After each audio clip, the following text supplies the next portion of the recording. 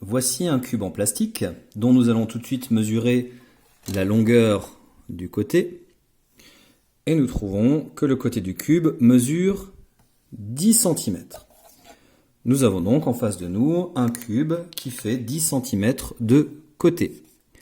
Si l'on convertit 10 cm en décimètres, on obtient que 10 cm est égal à 1 décimètre. Nous avons donc devant nous un cube qui fait 1 décimètre de chaque côté. En volume, nous avons un cube qui a un volume de 1 décimètre cube. Nous le plaçons de côté et nous le comparons ici avec une bouteille remplie de 1 litre d'eau. La question est, quel est le plus gros volume?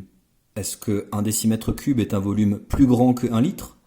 Est-ce que c'est 1 litre qui est un volume plus grand que 1 décimètre cube? À moins que... Eh bien, la vidéo va être mise en pause, le temps pour vous d'en débattre. Voilà, vous avez fait votre choix, vous avez décidé. Est-ce que vous pensez que 1 décimètre cube est un volume plus grand que 1 litre? Ou alors est-ce que 1 litre est un volume plus grand que 1 décimètre cube? À moins que vous ayez eu d'autres idées. Le meilleur moyen de vérifier, c'est de remplir le décimètre cube avec la bouteille d'eau. Si le volume d'eau déborde, cela voudra dire que 1 litre est un volume plus grand que 1 décimètre cube.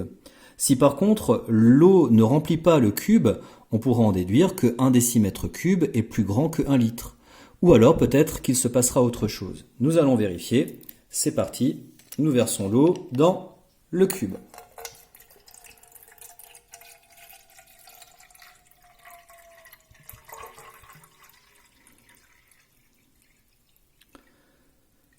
Alors, j'ai pas encore tout versé, je vais juste vous montrer ce qui me reste dans la bouteille. Il me reste quand même un bon fond et on est bientôt arrivé au bord du cube. Ça commence à devenir un petit peu périlleux. Je continue de verser jusqu'à la dernière goutte. Et on constate qu'on arrive vraiment à ras-bord du cube. Aucune goutte n'est tombée de côté. On a parfaitement rempli notre cube. 1 litre est égal à 1 décimètre cube. Et pourtant, au départ, en regardant les deux volumes l'un à côté de l'autre, visuellement, ça ne sautait pas forcément aux yeux.